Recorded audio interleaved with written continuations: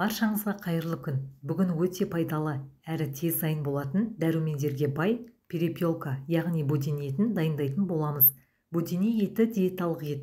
Оның құрамында А, Д, К және В тобының дәрумендері, макро және микроэлементтер, калий, магний, фосфор, мырыш, мыс, темір, кальций, селен, натрий және көптеген амин қышқылдары бар. Олар иммундық жүйені нығайтады. Ағзамызды холестериннен тазартады, мидың жұмысын жақсартады, асқазан мен ішек жолдарының жұмысын қалыпқа келтіреді, артық салмақтан арылуға көмектеседі, қатерлі ісікке де қарсы әсері бар. Және оның ерекше қасиеті етінің құрамында аллергендердің мүлдем болмауы. Будин етінің құрамында ақуыз көп, сол себепті кәсіби спортшылар будин етін көп тұтынады. Ол қажетті энергияны, микроэлементтерді, витаминдерді қамтамасыз етеді. Будин етін жиі қолдансаңыздар, денсаулықтарыңызға пайдалы.